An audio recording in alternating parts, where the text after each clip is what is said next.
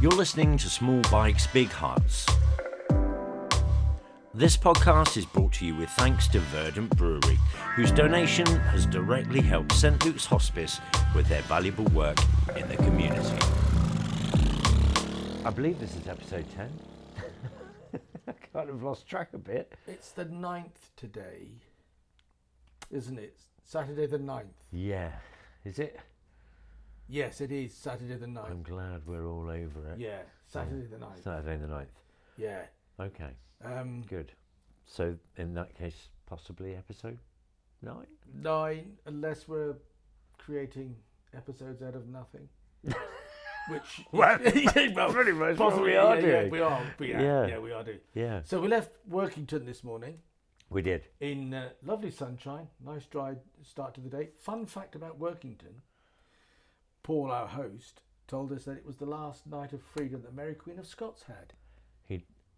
Remember? In the Workington Hall, which is in ruins. He didn't. He did. Sir. Oh, Sir did. Yes. Sir Tony. Sir Tony, Knight Sir of the Tony, Realm. Knight of the Realm told us that story about Mary Queen of Scots having her last night of freedom in Workington Hall before the militia in Carlisle came to take her away and summon her to be executed. Fun fact. Not for her. Not for her. And she was only 44. Very, very harsh truth, I would have said, for her. So you may have noticed a new slide at the beginning of the podcast. The Verdant Brewing Company, who were not late to the party, being a brewing company. They're never late to a party, are they? But I didn't get to speak to them until just before we left. But they actually contacted us once we'd started and said they'd really love to get involved. They made a lovely donation direct to St Luke's Hospice via the Just Giving page. And so they couldn't go on the bike, obviously, because we'd already stickered them up. And they've been enjoying the podcast. So the Verdant Brewing Company is now our official podcast sponsor. How exciting. So thank you, Verdant. And now we're in the swing of things a little bit.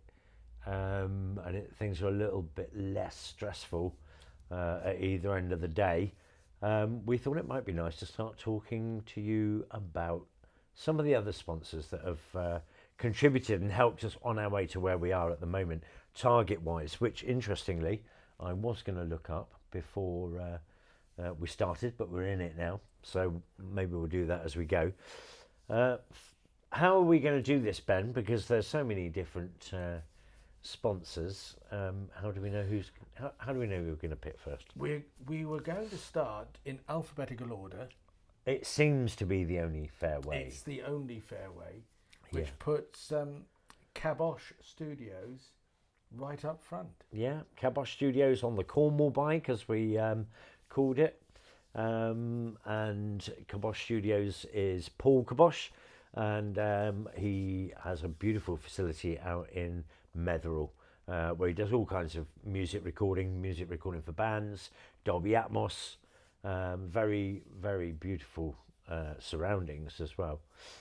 So Paul, thank you very much. Thank you, Paul. Yeah.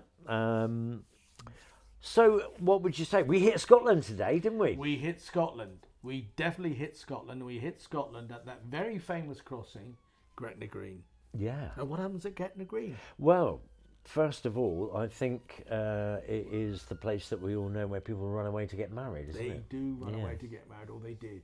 Yeah. Once upon a time when people were worried about that kind of thing. That sort of thing. Yeah. And interestingly, you spotted something in the gents' toilets. What did you spot in the gents' toilets, Sean? It's just the most bizarre thing. They've got like this really well-produced video story, the kind of thing that you'd have at any kind of exhibition or theme park or whatever. It's a long story, and it's all painted down the walls, and like it just seems a really bizarre place to have.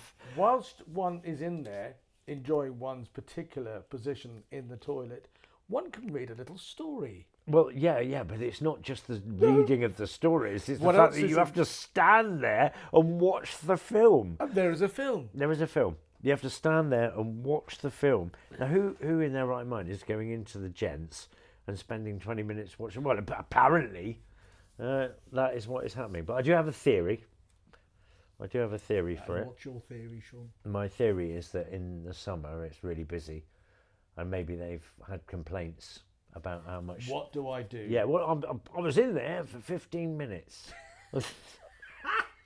Well, now they know all about the history of Gretna Green and people running away to get married, whilst they are otherwise engaged. Yeah. Anyway, I mean, other than that, it was a very. And who did we meet? We met. Gretna? Yeah, we met the Heart of the Seine Paris chapter. Yes. Of the Harley Davidson. Of the Harley group. Davidson fraternity. Now, if any of you guys happen to be watching this podcast, because we did give you a flyer, I would like to apologise profusely because we did take a beautiful picture of you, only to find that after you'd ridden off across the horizon, that I had my hand over the the viewfinder, so that didn't work quite as well as we would have liked. But anyway, it was lovely to see you all. What was it? I suppose it was knocking on for 20 of them, really, wasn't it? Yeah. Probably. Yeah. Yeah, good stuff.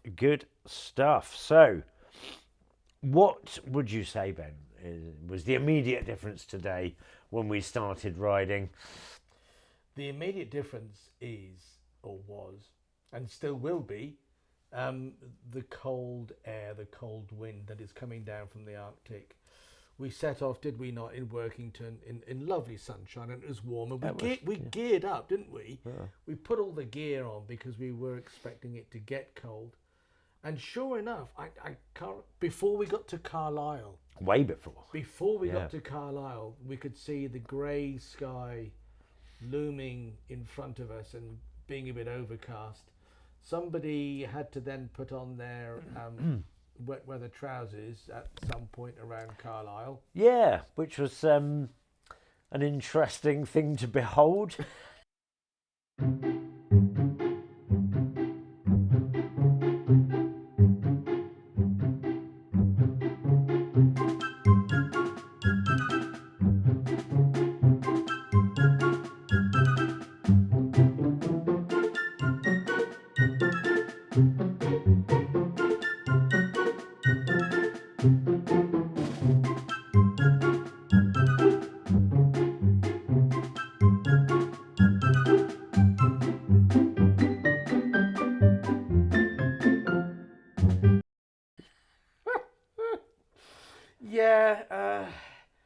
There is... You need a fisherman's stool. Oh, you need a fisherman's stool. You need a fisherman's stool. Well, I dare suggest if you're ever in that situation by yourself in a lay-by, that you might even need a fisherman's stool yourself to get your damn wet trousers on.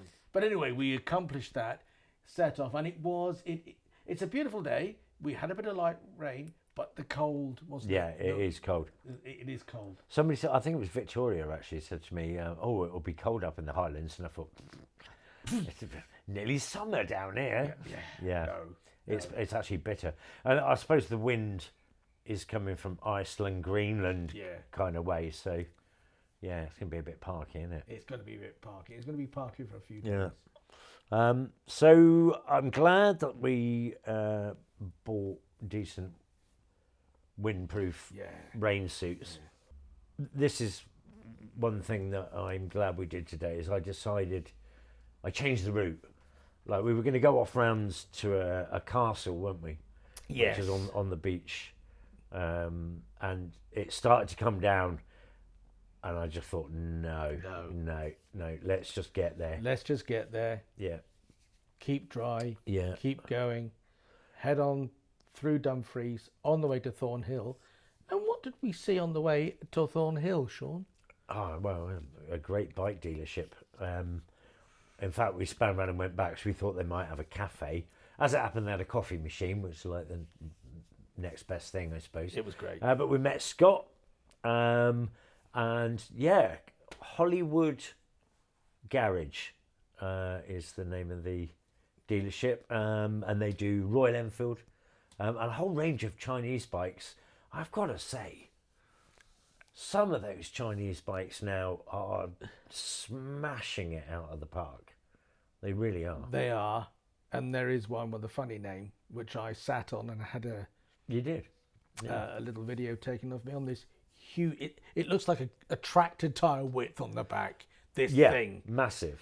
Scott has taken it out, and he enjoyed the ride. It's a big cruiser-like of bikes for those who know about bikes. It didn't immediately grab me as something that I'd want to ride. But I remain to be impressed by it if I should ever find myself taking something like that out. Well, you looked very chuffed on it, like, you know. It's a big bike. Big and meaty. Yeah, it's a big cruiser, an inline 4 cruiser. Well, yeah, well, there you go. And there you go. It's an inline 4 cruiser? Yeah. Who makes an inline 4 cruiser? For the uninitiated, most cruisers are V-twin. It's unusual for a cruiser. Very unusual. I mean, like, I would love to have seen it running, actually, to have that inline 4 rasp and bark coming from a bike that's supposed to thump. That would have been a bit odd. And what was the bike you particularly liked that you looked at? Just before we go there, what I wanted to say was that the Cruiser has a CBR 650 engine. Oh yeah, it's based on the CBR 650. So, and the other bike that Ben's just mentioned is the Royal Enfield Guerrilla 450. Yeah. Now, the new Guerrilla 450 is not the traditional style Royal Enfield, that real retro style. It's not one of the more scrambler, knobbly tyre type bikes. It's actually more akin to the Street 400, I think, maybe designed to compete with that. Yeah. Now, you've just bought a Street 400. I have. So what do you?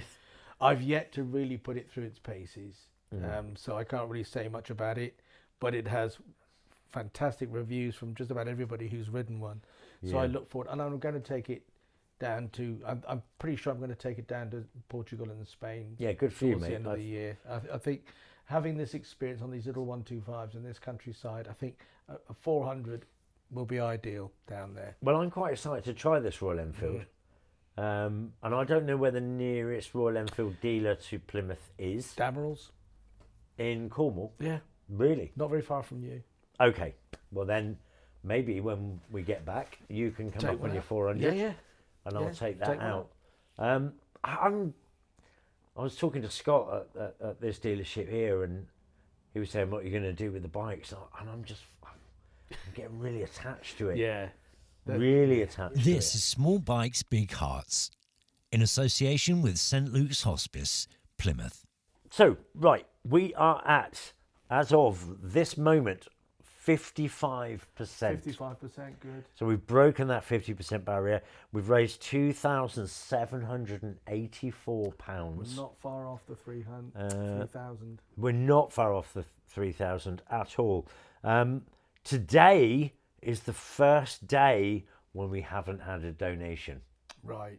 Okay, so we've got till midnight tonight. If anybody fancies chucking a few quid on, that would be much appreciated. We have a target of 5,000. That's only a nominal target. We can do more, We can. you know. But get involved, please. Likes and shares don't cost anything. No. And we hope you're enjoying the content that we're putting out. We really do. But if you could like it, share it with some friends. Just share it with 3 other people. In fact, you know what? I've had an idea. Right. We've been talking to motorcyclists all the way up, and I would say that everybody has been excited about what we're doing. Let's try and start some momentum. 1,000 bikers for change. Right, we can use it as a hashtag. 1,000 bikers for change. Now, we've got 128 bikers on TikTok alone that have joined us in the last week. Yeah. So if you're a biker, or if you know a biker, 1,000 bikers for change, hashtag. Let them know about it. Get them network with us, because if we can get 1,000 bikers to put £1 in, that's another £1,000. Yeah. Then, if we can get those 1,000 bikers to get 10 people, that's 10,000 bikers, right? That seems very simple. There's a lot of bikers out there. There is a lot of bikers out there. Okay, are you up for it? 1,000 bikers for change. If you ride a motorcycle or know somebody who rides a motorcycle, get them to use that hashtag and follow us on www.smallbikesbighearts.co.uk, and let's try and smash this £5,000 target for St Luke's Hospice. Yeah? Yep. Excellent. And finally, where are we going tomorrow, Sean? That's a very good question. We are going... I'm following you. We're in Scotland. We're in Scotland. There's the clue. Yeah. We're in Scotland. We're heading towards Fort William, aren't We're we? going north. Yeah. Fort William is the day after. Tomorrow is a nice run up through Dumfries and Galloway, skirting Glasgow, and on to the very southern edge of Loch Lomond. Ah, Loch Lomond. Loch Lomond. Right. Okay. I'm not really one for the detail. Well, you're here. I am here. You're here. I am here. I'm very grateful to you, sir, for all your route planning. Seriously, thank you all. Oh, I thought I was going to do a two Ronnie's story. It's good night from me. Ronnie you've got the glasses. Yeah. You've got the... Oh, yeah. Right, that's enough. That's enough. So it's good night from him. That is good night from me.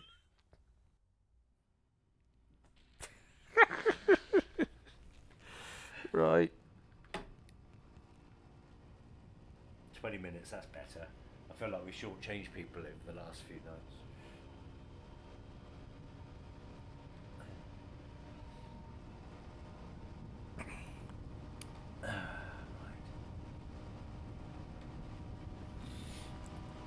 Okay, cool. I'll cut in some of the footage to go with that. Cue me sat here for 3 hours trying to find it all. Did you record all right? I think so. Oh, I'm pressing this little red light. It's